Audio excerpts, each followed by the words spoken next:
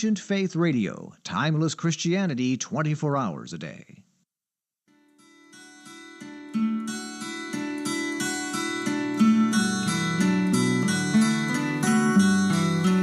This is Everyday Orthodox with your host, Elisa Bielatich-Davis. We get together on Sunday nights to meet everyday Orthodox Christians. We're hoping to get to know the members of the body of Christ across all of our various jurisdictions and regions. We may worship in various languages or even on different calendars, but we have so much in common. Come get to know someone new and see how they're living out this Orthodox faith in another corner of the world. After all, every person is an icon of Christ, and as we'll see, every person has a story to tell. If you have a question for tonight's guest, we invite you to call in and join the conversation at 1-855-237-2346. That's 1-855-AF-RADIO. Now, here's Elisa. Welcome to Everyday Orthodox. We are live on Ancient Faith Radio. It is December 3rd, 2023, and you're listening to Everyday Orthodox. I'm Elisa Bielatich-Davis, and we get together here on Sunday nights just to talk to Orthodox people, just to get to know people. Sometimes they're people who are well-known and have, written a book or done some amazing thing, and sometimes they're just people I've met at coffee hour that I think are really quite fascinating, and it turns out they are. As it turns out, just about everyone has a story to tell, and I think part of the reason that Orthodox people are so interesting is because we come from so many different places. We have so many immigrants. We have people who grew up in immigrant families, and then we also have a lot of converts who've come from various different backgrounds. They get here with different paths, and it's always interesting to hear what's going on with different people. So without any further ado, I'm really excited because tonight I get to introduce you to one of my good friends. Tonight we'll be talking to Kelleylynn Barberg. And now, if you're a regular listener, you're hearing Barberg and thinking, wait a minute, didn't you interview Father Raphael Barberg? And I did. And this is Father Raphael's wife, Kelleylynn. And she's amazing and wonderful. And so is he. And actually, I feel like with either of them, you could do like 4 or 5 hours of interviews and never run out of time or run out of interesting things. But so we'll see how much we can squeeze into 1 hour tonight. But keep in mind that you're welcome to call in and join the conversation if you like. The number's 1-855-AF-RADIO. That's 1-855-237-2346. Matushka Trudy Richter is right here. She's in the studios. Well, not right here. I'm in Texas and she's in Indiana, but she's in our Ancient Faith studios in Indiana, ready to answer your calls and to patch you right through so that you can talk to our guest. So keep in mind, not only are we streaming on the AFR app and the Ancient Faith website, we're also streaming live on YouTube and on Facebook Live. So you can find us all over the place. And then you'll find the show archived. Of course, we're live Sunday nights, but by later Sunday night or early Monday morning, you'll be able to find archived versions of the show on YouTube and on the Ancient Faith site and in the AFR app. So if you ever miss an episode, you can always catch up later. But so, okay, without any further ado, it is time for you to meet Kelleylynn, one of my very favorite people. Oh, let me just tell you a little bit about her. So you've already met Father Raphael, so you recall that he was a police officer, and then he became an Orthodox priest. And so Kelleylynn was the wife of a police officer, which is one kind of life. And then she was the wife, and still is, the wife of an Orthodox priest.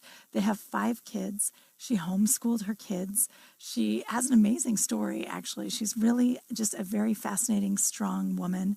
And her conversion stories really, I think, different from a lot of other people. It's a different sort of circumstance.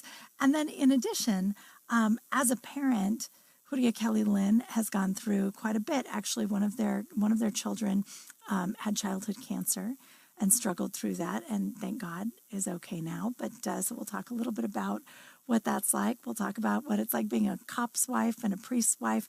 And also, just to let you know, Kelleylynn works now for St. Athanasius Online Academy, and that's an Orthodox academy to supplement homeschooling families' curriculum. So she does all kinds of things. She's also a really gifted photographer and an excellent friend. So without any further ado, let me introduce Kelleylynn. Welcome. Well, thank you, my excellent friend as well. Thank you. It's good to be here. It's so good to get a chance to just get to talk to you for an hour. I like that very much. It's just too bad we can't see each other's faces at the moment, but that's okay. I know. Usually we're on video, but Yeah, the laptop was not cooperating today, so no we're worries. out. But that's all right. Okay, so we always start this with, where does your story begin? Where were you born? So tell us a little bit about the beginning of your story. Well, I was born in a little town that I'm sure a lot of people know of now is Buffalo, New York. I mean, I grew up a little bit south of there. Buffalo, New York is along Lake Erie. And I'm an identical twin. So I have a sister that became my instant best friend as we grew up. And of course, we had our love-hate things going when we were growing up as teenagers. And I grew up with 3 older brothers. So I became kind of feisty along with the older brothers because I kind of had to keep the pecking order in a way. I had to kind of fight my way and grapple at food and, things like that at the dinner table. But it was a delightful young childhood. When I was about 9 or 10, things changed drastically in my life. But I think that has made me maybe be who I am today years later. Like I said, I grew up with 3 older brothers. When I was 9 or 10, I had an older brother that passed away tragically by a drunk driver. He was just walking on the side of the street. He was 18 and he was hit and killed. And so our lives as a 9-year-old, 10-year-old girl, my life really changed drastically with my mother and my siblings. And I felt like at 10 years old, I kind of did a quick grow up, had to grow up a little bit and help my mom through things. But not that was all tragic. It was a good childhood. Yeah, it was good. Right. Well, it is, but it's still, it is tragic to lose your brother. And it is tragic that he passed away so young and in such a sort of senseless and unnecessary way. And I think, right. Do you feel like that made it harder? Like if he had, I don't know, if it turned out he had a heart condition nobody knew about and he had just simply passed away, do you think that would be easier? Because there's like this whole element of complexity added in by the idea that someone was drunk driving and hit him. Yeah, I think I never really thought of it that way. It's interesting that you asked that question. I never thought of it that way. I was so young that, he was just there one moment. We were really close. He was a good 10 years older than I was, but I just never really thought of it that way. There's times that I think more of how would he be now or where would he be and how maybe the family life would have been different a little bit. Because shortly after that, my parents divorced and that's not the main reason, but so those are the things I think about. I think I hadn't ever thought about what if he had other, a disease or a long terminal illness. It was just so quick and so sudden, and it was hard. And my mother had to transition and pivot, and then I was raised by a single mother. My sister and I, because my brothers had moved out and done their thing to go in their direction, and of course in their own trauma, Right. But so it was, I had a really fierce, loving, non-judgmental mother who I think hid a lot of her pain for many, many years as we were younger, just so that we could grow up and not have this hinder us terribly. That is where my story begins. We were brought up Catholic.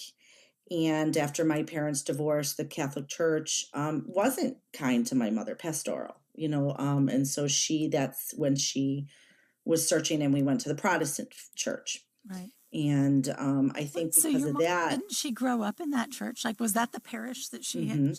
That was the parish that she was in. That was the parish that buried my brother. But then when my parents were divorced, she found herself with no pastor, no one helping her. And when she did, and this isn't me putting down the Catholic Church, forgive me, that's not my intention. It's not all here, Catholics everywhere, right? It's one thing that happened in one community. Right. Yeah, that's hard. And when she wanted to go for help, when she wanted to go get help, at least counseling, they said that she was out of communion because of the divorce. And so that really hurt her. That really affected her. And that's when we went to Protestantism. And because of that, that's where she sought a lot of counseling for us. We were heavily involved with the youth group there. And I think she just really filled our days being surrounded by that environment. Mm-hmm. And in that environment is where I eventually met Father Raphael. And he is 7 years my senior. So he was a youth leader when I was a young girl. We were not dating. We did not date. But that would be that's scandalous. But yeah. no. So that's it in a nutshell. There's so many other ways we could go and talk about what our journey was. But then I went off to college, to a Christian Missionary Alliance college in New York's Nyack. It's not called Nyack anymore. Wait. And Christian Missionary Alliance. Christian Missionary, CMA. Okay. Christian Missionary Alliance about it. What's that? Is Calvinist. So it's really more the Calvinists, the elect. I'm not sure if you've ever heard of A.B. You weren't Simpson. in the Calvinist church. Right? No, I wasn't. You were like Pentecostal or something, weren't you? Right, Protestant Assemblies of God. Yeah, Protestant. That's right, yeah. Assemblies of God, yep. Yeah. So that's where I went because it was a traditional Christian school. Mm-hmm. And while I was there, I became pretty confused about what I'm supposed to, I mean, I knew I wanted to believe in God. I knew I wanted to follow Jesus, but I was really confused when I heard of this thing about predestination and the elect. And I was frustrated. I was just super frustrated. So I didn't finish college and came home and dated a man I should have never been dating. And when I wised up and I finally broke up with him is when I reconnected my life with Father Raphael. And in a nutshell, he asked me out, and 2 months later we were engaged. That is so fast. That quick. Although to be fair, you knew each other because he was friends with one of your brothers, right? Like, so you had known him. No, actually, I was best friends with his sister. That's what it was. That's what it was. So you both kind of knew each other's families, and you knew who the other one was. It's still very fast. It's still so was fast. Very fast. And but I mean, I can imagine. I'm not sure where his version was. Well, I mean, it's interesting because you mentioned that you were frustrated in terms of the faith. Like, so you went to a Christian college, and usually parents send their kids off to a Christian college feeling like this will keep them on track.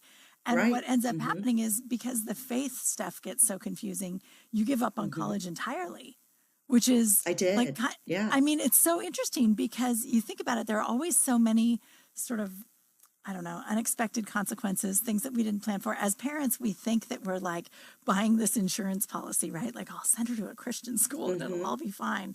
But I mean, that's a lot to take in when you've got a Catholic background and then Assemblies of God, and then you're switching to a Calvinist school. Like, these are three very different stories about what the church is, who God is, how he deals with us. Yeah. I mean, I ended up flunking my Old Testament class because I just couldn't do it. I couldn't sit there. It was very, very difficult for me. But I realized I really didn't know my faith. And so I was frustrated. I was angry with myself, thinking, well, maybe I didn't apply myself, or I didn't, study enough. But it was just so conflicting and contradictive, to and it just started becoming really muddled together. So when I returned after that year, I went back to the Protestant church, but that didn't last long. And then I had really thought that I would just go to something traditional, either it was Lutheran, Episcopalian, even back to my Catholic roots. But my mother at the time, she, not that she ever told me what to do, but she was just very disheartened about that and just thought, well, why don't you just pray and trust God? And, all the things that we say, those little cliche remarks, that I'm putting that down because, of course, we should trust God. We should say that to ourselves. But yes, but anyway, long story. So right. It's hard. Right, I was struggling. You get these platitudes that are like, right. Yeah, and you're like, I that's know not trust helpful. God, but where am I going to go on Sunday? Yeah. Like, and there's times I was like, this isn't helping me. I mean, I actually went to one of my pastors and I said, I'm really struggling with my faith. I'm really having a hard time trusting that there's a heaven, that there's this kingdom that he says he prepares for us. And the pastor's like, oh, you have little faith. I'm like, exactly. So I'm telling you, I don't have enough faith right now. And he chastised me. And I thought, okay, that's not helpful. That wasn't helpful. Wow. So You're literally going in and saying, I'm having a crisis of faith. I'm having a he's crisis. Like, well, you're a bad person for having a crisis of yes, faith. Yes, exactly. So it was really bizarre. And so so that's where, I mean, the timing was so bizarre, but that's where I ran into some of our friends in a bar. We were out, I mean, I'm 20, we're old enough, we're out, we're, I was a good girl, but we're out with friends. And I run into our old friends from youth group. This is it. We're running into our old friends from youth group, and they're in the same place. A lot of our friends. And short story, he ended up being in our wedding, but one of my very good friends, Timmy, went back to Father Raphael and said, guess who's single? And she's really, really pretty.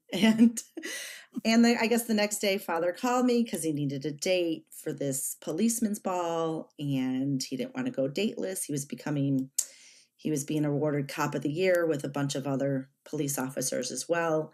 And he called me, and I said yes right away. And I was like a giddy little schoolgirl, and I got off the phone, and I told my mother, and she was ecstatic because we knew him, and he was always who he was, and he was kind and a gentleman and considerate. And so I thought, okay, this is nice. This is a nice date. I'm not, and so when we went out, he said, well, the dinner's not for another month. Why don't I take you out for dinner first? I thought, okay, that's great. He opened the door. I opened the door for the date, and I still can see him in the doorway. And I can still see what he's wearing. And I know what I was wearing still that day. I know how I felt. And I knew that he knew that I knew that he knew. One of these weird things that we just knew we were done. We were, it was it. And 2 months later we were engaged. And then 2 months later I broke it off because it was just one of those, oh my goodness, it all happened so fast. But my mother, bless her heart, bless her memory, she never judged or never meddled. But this one time she did come in the room and said, that was a big mistake. You should not have broken it.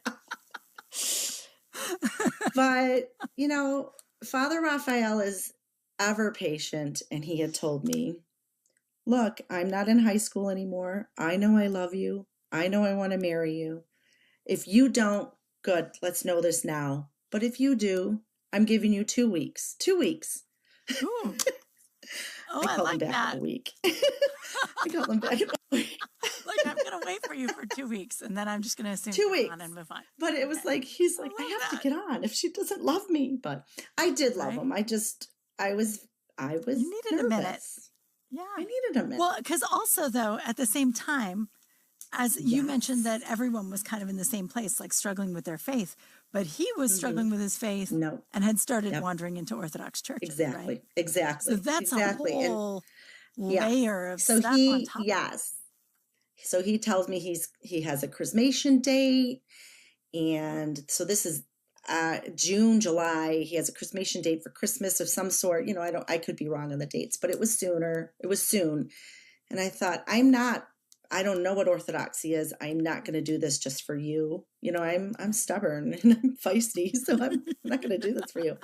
But he says, it's fine. I'm going to go talk to the priest there, Father George of blessed memory, and see what he has to say. And I thought, okay, it's going to be one of these, don't be unequally yoked. They're going to say to him. Yeah. But he came back and said, you know what he said?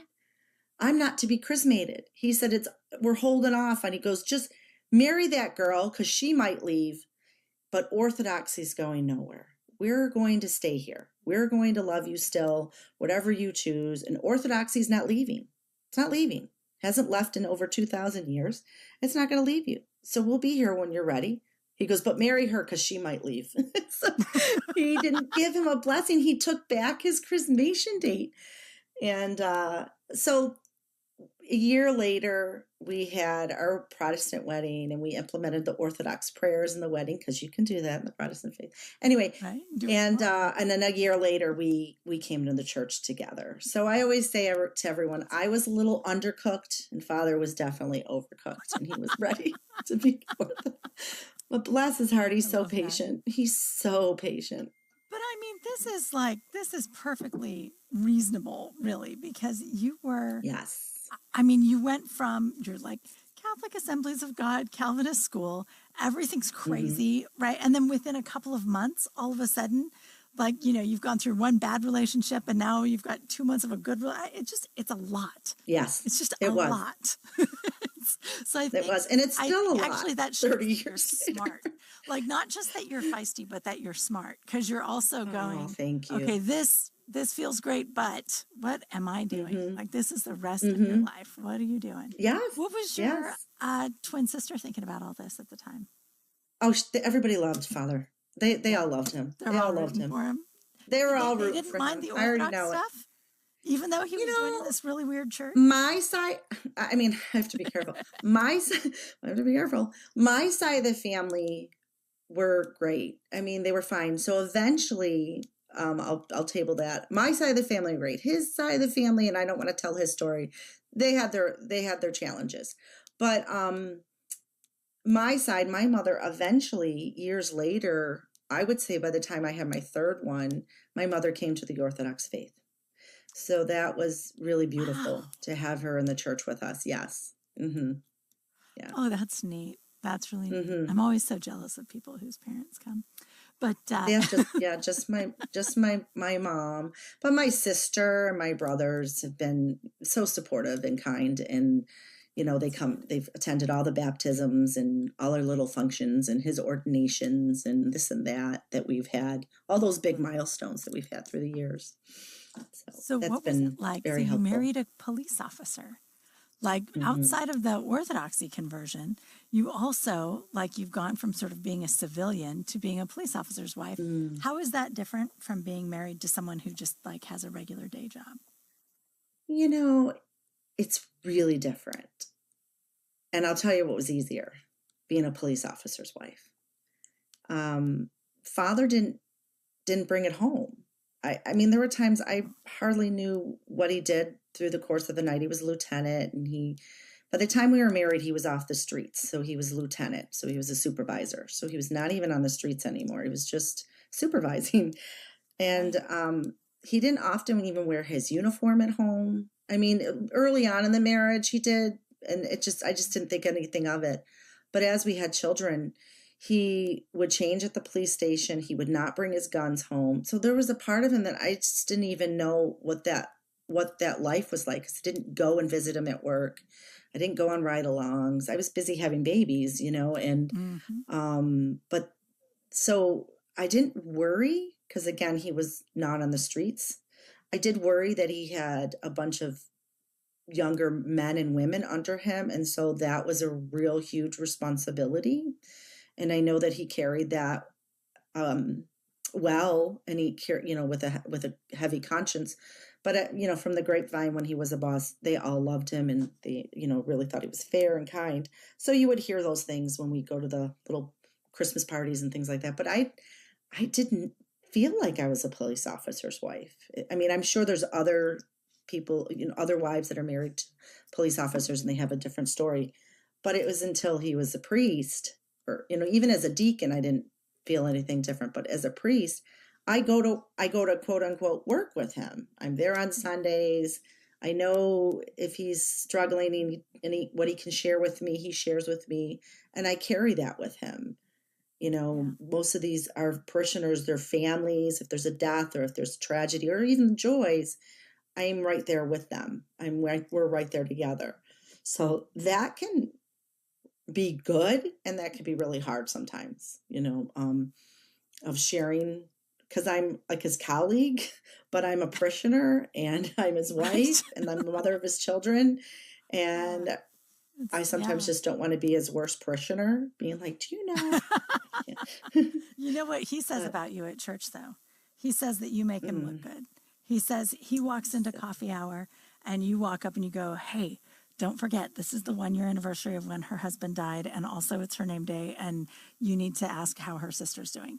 And then he goes over and he's like, hey, you know, it's the anniversary. And he's like, I get all the credit for remembering all the stuff. And it's really my beautiful wife who's like remembering everything and connecting everything. So he says that you get credit for his good reputation. So Just You so know, you I know. want the people to connect with him. They connect with me. They do. And I think it's kind of easy because it is our parish that we kind of grew up in Orthodoxy, had all our children and baptized and everything. And most of their godparents are there. So I think it's easy for a lot of them to come to me. But I think I'd like them to just get used to going to Father, or sometimes it's just helping him out because he's back there. He's doing liturgy. He's consuming the chalice. Yeah. He's had a long morning already, and it's just helping him get his bearings a little bit. Maybe it seems like a little, I don't know, I don't want to say micromanaging. I'm just trying to help him. No, it doesn't sound like micromanaging. It sounds like supporting. It really sounds like, especially the way that you're saying that, right? Like you want the parishioners to connect with him and for him to be able to have this pastoral role. And so you do what you can to facilitate that. Like exactly. Because he's the pastor, like I will have, and that's good. And it feels great. It's nice that they come to me and they want to talk to me. But as soon as it's a pastoral feeling, I do say, hey, have you talked to Father about that? He's so much better at this than I am, or, he's the one that you want to talk to. And it's true because he's really good one-on-one. I mean, it's the crowd when he comes in after consuming the chalice and standing on his feet since 7 o'clock in the morning. I mean, he's a little bit, the introvert in him is like, whoa, help me. And I can see his face, I can see, he's like, help me. Oh my gosh. No, he's a good pastor. I think he's a good priest. He's a good priest. He's really a good priest. I love him. But okay. Well, so now we're going to get back to talking about you. We're going to take a short break. Silly. And I want to remind our listeners that the number is 1-855-AF Radio, 1-855-237-2346 if you want to call and ask Matushka Trudy to put you through. But we will be right back after this short message. Everyday Orthodox with Elisa Bielatich-Davis will be back in a moment. Give Elisa and her guest a call at 855-237-2346. That's 855-AF Radio. A great light has shone for the nations. A divine ray has risen for the darkened. Christ, the Son of Glory, has dawned for those who sat of old in the darkness of death.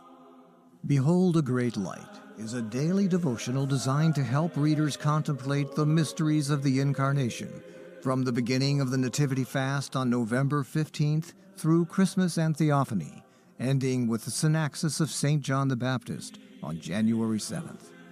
Every moment God gives us is an opportunity for repentance and healing. We are able to break character. Who we were in the past does not need to be who we are today or who we will be tomorrow. As long as we live, it is never too late for any of us to begin again by laying aside old sins and being purified and given new life from our Lord and God and Savior Jesus Christ. Behold a Great Light, available now at store.ancientfaith.com. That's store.ancientfaith.com. We're back with Everyday Orthodox with Elisa Bielatich-Davis. Do you have a question for Elisa and today's guest? Call in now at 855-237-2346. That's 855-AF Radio. Here again is Elisa. And welcome back to Everyday Orthodox. We're here tonight with Kelleylynn Barberg. And you know what? We have a call. It's not a live call, and I do want to let our audience know you can do this. If you go to ancientfaith.com/podcast/everydayorthodox, you can click on a little link to leave us a message, and you can just record a message right there. It's called SpeakPipe, and you just click the link, and you just speak into your computer, and it records it. So we actually have a message, so let's hear it. Matushka Trudy, could you play that for us? Yeah, my question is, how do you handle living with such a charming and handsome husband such as Father Raphael Barberg? He's got a point. Oh, my word. He is, oh, my goodness. I'm not even going to answer that one. Just teasing. What a silly man. He is at the Sabres game right now. The Buffalo Tennis calling. Isn't that cute? He left that for you in advance. Oh, and I was laughing. I said, we'll play it. And he sent me an email all about how wonderful you are. He really is neat. Well, he is wonderfully patient and kind, and he has definitely long suffering. And I'm glad that his memory is short because he doesn't keep record of any wrong. He keeps no record of any wrong. Thank God. Thank God for short memories. Absolutely. My goodness. Okay, well, so let's talk a little bit about after you got married, you started having kids. And as you mentioned, you were so busy raising babies and all of this that, it wasn't, you weren't noticing so much that you had a police officer for a husband. But it also sounds like he wasn't on the streets. So it's not that same kind of tension that a lot of people deal with. But so you started having kids. How many kids did you have over how many years? Well, I would have had 8. I miscarried 3, but I had 5 so 8 would have been from 1997 to 2016 is the latest that yes. Wow. So over 19 years. Mm-hmm. Wow. Did you miscarry earlier children or I miscarried between the 3rd and the 4th, and then between the 4th and the 5th, and then after the 5th one, that was my last one. So, it was very bizarre. Yeah, those are hard. Yeah. We don't talk about those that very often, do we? Yeah. It's true. No, we don't. And it is really hard. And it is, it's one of those things. I think too, that years ago, people just didn't even always know that they were pregnant so early, and they would, go through things and not even really realize it. But now we know everything, and we get to, ultrasounds, and we have all these different things. And I don't know, in some ways, it doesn't make it. I think that, right. And I think we have to be careful, even if a woman, here has 5 kids, 10 kids, not to say, well, at least you have your 5 or at least you have your 4, because it doesn't, that's not even part of the equation, right? No, it's just not even, doesn't right. It's not even, all. Right. No. So and especially, that was never, in some ways, even more so, because you know how unique and amazing each child is. And so you understand that every loss is a unique and amazing person. Very much so. Very much so. Yeah. Yeah. So that is a hard thing. But our first one was, we had our first 2 18 months apart. So Colin and Hannah, and we just adore our children. And they're all young. They're the first 4 are young adults right now, but and they're all out of the house. So I only have one left in the house right now. Yeah. But Colin, he's 26 now. But when he was 2, we went through a real hard time. With him, he had unfortunately broke his femur. My mother had this freak accident, and she fell on him, and his femur broke. Wow. Bless her heart. She was just devastated about that at the time. And then about 3 months later, we found he had what was called unilateral retinoblastoma. It's a pediatric eye cancer. His was non-hereditary, and his tumor, and it grows pretty quickly. And before we discovered it, so it's within the eye. It doesn't attach to the eye. And so needless to say, he didn't need chemo or radiation or what kind, but he did have his eye removed. So he has a prosthetic eye, and so he has monocular vision, but he's had monocular vision since he was 2. So he's completely adapted. You would not know that if you saw him. He's not inhibited to do anything. He's normal, plays sports, drives his car, does everything, probably more than I like sometimes because I get nervous, but at the time there were so many unknown variables while we were going through the cancer, and that it was stage 5 immediately, and that we weren't sure if it had spread to the brain. And if it spreads to the brain, I mean, it is terminal. So, so there was just a lot of that unknown. In the meantime, I have this newborn baby, my Hannah, and I just thank God every day for my mother, because she just helped Hannah probably more than I did the first few months, Yeah, I bet. And everybody else. Yeah. No, I actually had a neighbor who had that, and it did spread to his brain. Retinoblastoma. Passed away. Yeah, retinoblastoma. And he passed away. Yeah, he did.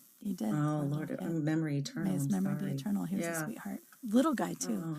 Yes. But so how was that for you as a mom in terms of your faith? Because you had gone through so many ups and downs with it, right? And like, you know, you were just saying in college you had this sort of crisis happening, and now you've come into the Orthodox Church, and you were kind of young and fresh, and you didn't come in because you figured it out, right? You came in because Father Raphael did, and you kind of came around, and you're a little undercooked. How did all of that I went the work long out? way around. Well, Yeah, you know, me too. it's weird if you would ask me that 24 years ago. But I remember being so grateful for where we were at St. George, because we were at the parish that my husband's serving at is where we were, at St. George in Niagara Falls, with all our people, our family, our extended family, we call them. And I remember just being filled with all of them. I mean, the meals, the company. I remember our priest at the time immediately had a molybden, I'm not sure, tomato, I'm not sure how people say it, but we had a prayer service immediately. There was just we had this community immediately that I don't recall ever experiencing in my lifetime. Even in the Protestant faith, I had a youth group, but I mean a community. I mean, you had your aunties and your sittis, which are grandmothers in Arabic, and you had everybody. And I remember, actually, we just celebrated his memorial today of 20 years, and Chuck Canan, he had come over with an icon of Saint Nectarius in his oil, and just to have even that extension of the saints, that was the first time that it really became very living to me, that this orthodoxy that we came into, this Christian faith, that there's the saints there with us now interceding. I can call upon them. And it was really comforting. I won't say I was happy, but there was just such a comfort. And I remember my husband and I know this is going to sound weird to some parents, but I remember my husband and I having this conversation that he said, what if we have to say goodbye to our son? And his middle name's Isaac. So we have this, I'm going to probably tear up, but his middle name's Isaac. And so he says, what if I feel like I'm Abraham to Isaac? Do we have to let him go? And what if we have to let him go?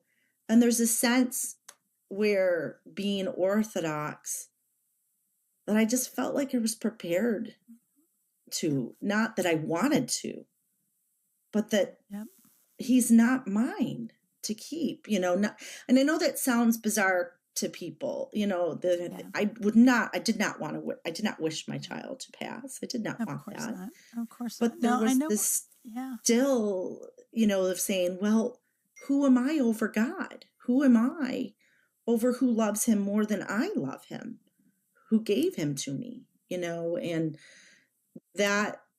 that really helped us. And there was a few other little events that happened after that really just helped us get through it. And our parish was beautiful. I mean, when I say it later on, so at the time we had insurance, but there wasn't the rider for a prosthetic eye. Now there is, I think that there's bigger lobbies for a lot of these reconstruction surgeries and things like that. So, Kenny, who's our daughter's godfather, Ken Salhini, he immediately pooled all his resources of growing up in the area, and they had a benefit for Colin, and we raised money because each prosthetic was like $4,000, and he would have needed several through his lifetime. And so we were just surrounded by support that I had never experienced in my young life, ever experienced.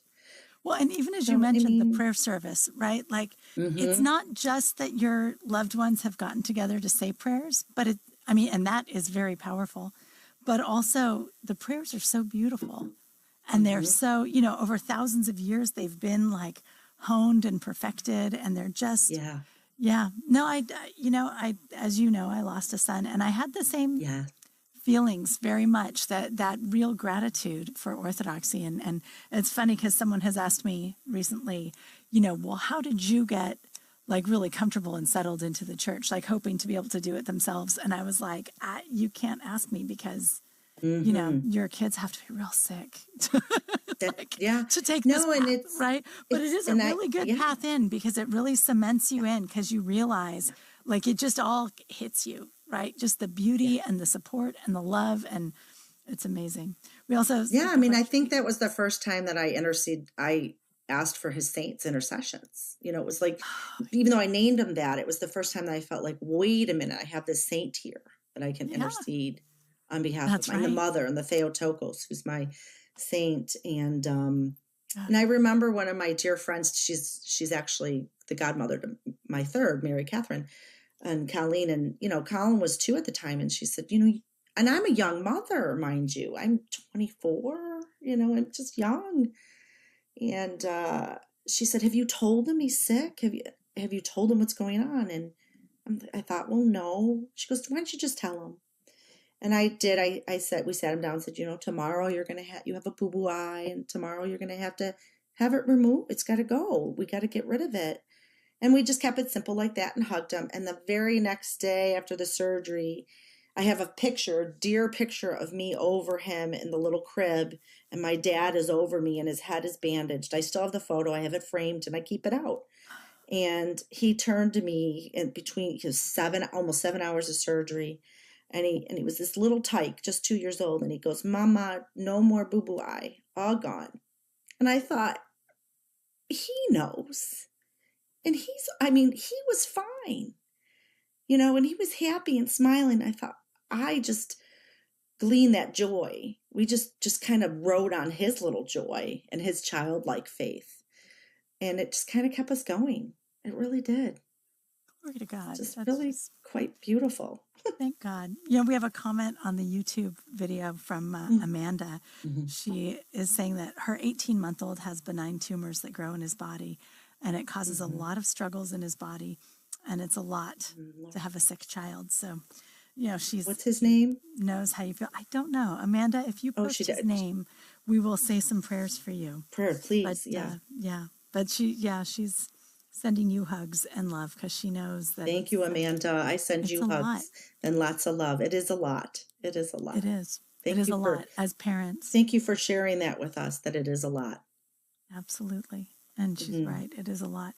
But, okay. So we have Sweet Colin.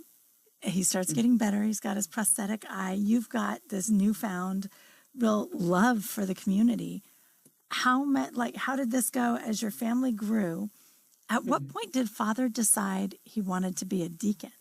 Because that was sort of the beginning of the shift. Right? And did he decide on deacon and then priest, or was it like, I want to be a priest, let's start with deacon? So he started his diaconate in the House of Studies when Colin was just a baby, little baby. I think I was still pregnant when he was starting. Oh. And then it took a little bit for him to do that, because, you know, children work and everything. I know he always wanted to be a deacon. He loved being a deacon. He thought it was the best of both worlds. And in 2008, so that was 1997. So 2008, he was could retire. He had 20 years in, and he felt like it was a young man's job, and he didn't want to be a Buffalo inner city police officer anymore. And he really felt the call to go to seminary. But he kept saying, well, I don't want to be ordained. I just want to stay a deacon. And I thought, well, why are we going to seminary?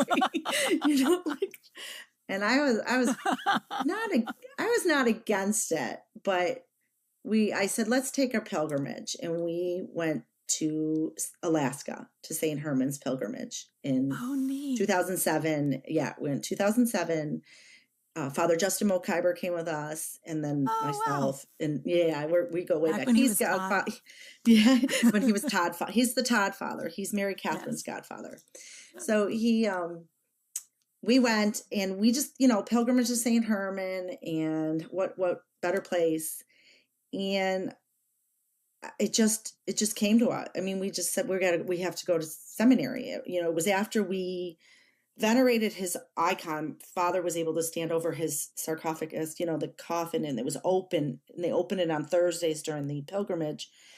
And the room just filled with this aura. Later, I realized it's spruce and the earth, and it was just was just really overwhelming. And so it got really warm in the church and the chapel there at Kodiak, and I stepped out. I was actually holding the cutest little Yupik baby and, missing my little babies at home. And I sat out on the front steps, and I just had this tug that came in my heart that said, you're going to seminary. I mean, it wasn't that, but I just knew, it was just like, okay, seminary.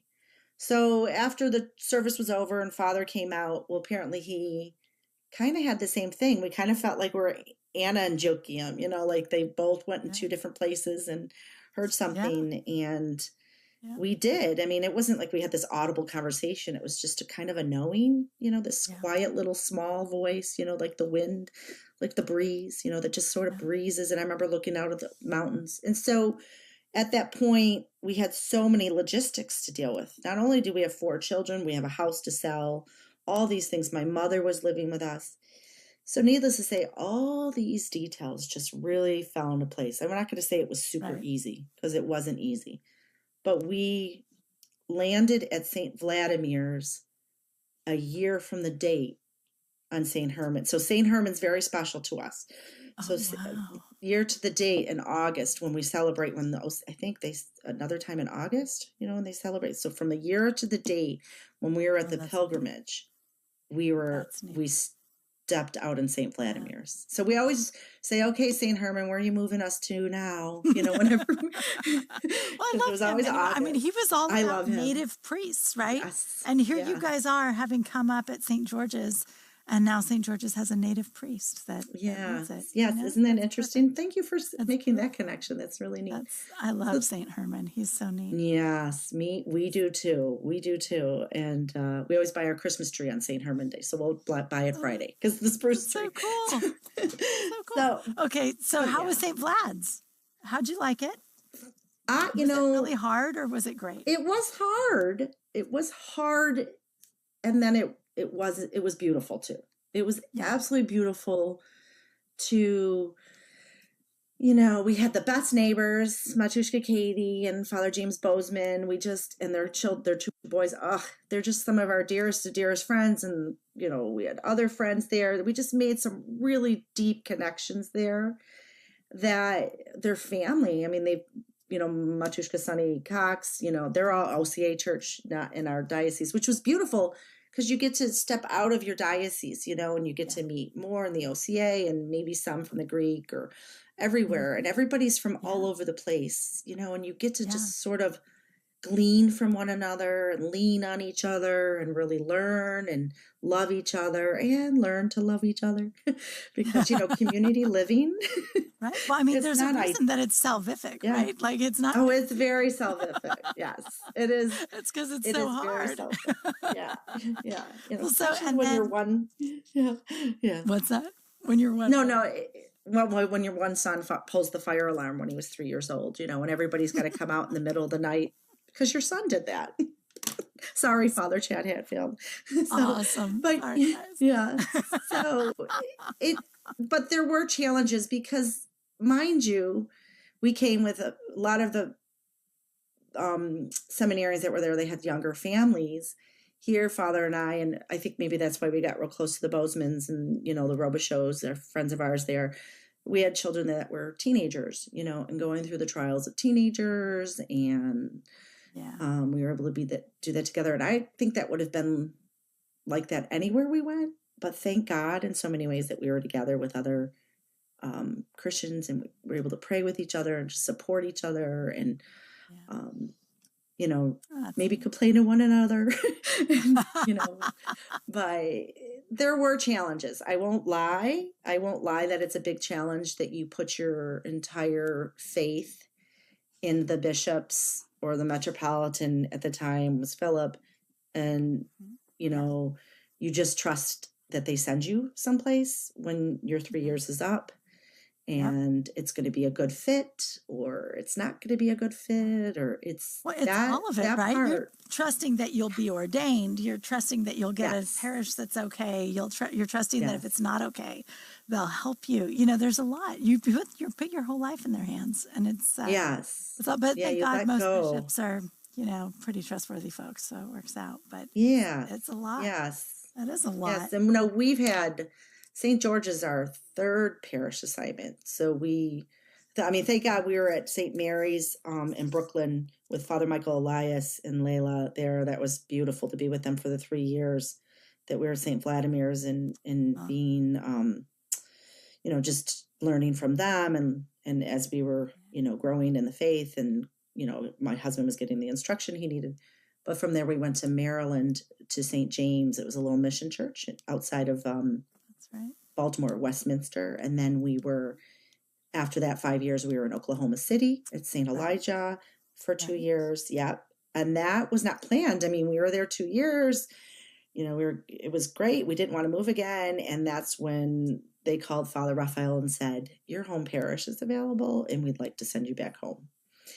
And at first we thought, what? I don't want to move again. We have kids in school. At this time, we put our kids in high school and they're making friends. And that's really hard on the children. It's very hard to watch them it is. Transition again and again, And but at thank God they're pretty resilient. At the same time. And I think it was kind of love New York too. So it sort of works out. I think we have one that's still not back in New York, but our kids are wanderers now. They don't mind traveling and moving around. And I think that's because we've traveled and moved around. Yeah, exactly. Exactly. They've got and one of your kids just recently joined the armed forces, right? Tell me a little bit about that. Yes. How's that going? We have Colin, Hannah, Mary Catherine. Mary Catherine's at St. John's College in Santa Fe, New Mexico. She's near Father Jesse Robertson, which is a really nice parish to be at. And Hannah's in Washington, D.C. And Luke, our fourth one, just in October graduated from boot camp as United States Marines.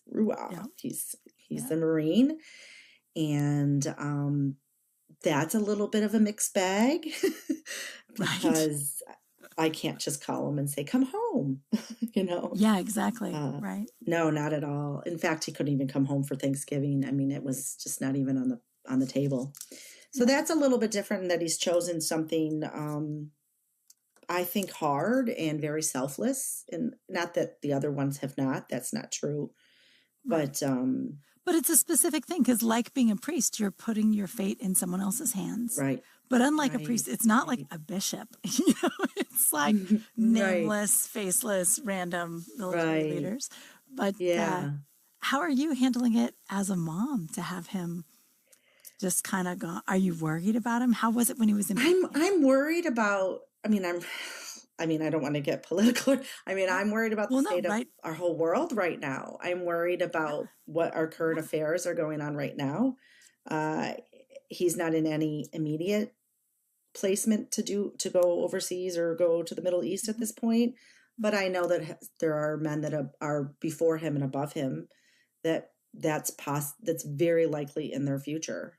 And if we're at this a year from now, that could be very likely in his future as well. So, of course, I do worry. I would not lie. And of course, I know I'm supposed to say I shouldn't worry. But of course I worry. I do. I do worry. You know what? I think you take your worries to the Lord, and that's all you're supposed to do. It's not that you're not going to worry. It's that you just remember to be like, okay, hey, God, I'm worried. It's not just him. It's all of them. Yeah. It's everyone that's in the service at this point. Our Army, our Navy, our Marines, but of course we know our Marines are the first ones on the ground a lot, and that he's privy to probably a lot more than I know right now. And so we pray for him a lot. He's a pretty neat kid. He is. He's a pretty neat kid. It's almost like he was born to do this in a sense, but yes. Yeah, and when again, I saw you guys last year, he's so excited, and it's like every inch of his being is ready to be a Marine, and this is who he is. Yeah, he did very well in boot camp. He did very well, and it really is a little bit of that releasing again, where we talked about earlier with Colin and our children, that I'm sure you've had to deal with. Yep. of just those slowly letting them go, allowing them to have that, first of all, that autonomy because they're young adults, but yet giving them constantly over to God, just constantly. Whenever I start to get really fearful or nervous and maybe a little stuck, I just have to say, okay, Lord, you love them more than me. You love them more than you created them. You fashioned them in my womb. You love them more than me. Well, Help I'll me. tell you, we just celebrated St. Porphyrios yesterday, and he said, stop lecturing them, stop, just pray, just all the time, pray for them. And I think about that all the time. But it's true, God is a better parent than we are, so you're right. We hand them off. But gosh, Kelleylynn, it's so good talking to you. And I do want to say, by the way, Amanda did send us the name of her son, so I want to suggest also to any listeners who are inspired to say some prayers for Alexios and for his mom, Amanda, and his family. That's a lot to go through. But so may God bless Alexios. And Kelleylynn, thank you so much for coming on the program. I'm always thrilled to have an opportunity to hang out with you a little bit. Me too. I just adore you. Well, thank you for coming. Thank you. And thank you to our audience for joining us. And come back next Sunday night, and we will meet another Everyday Orthodox Christian. Good night.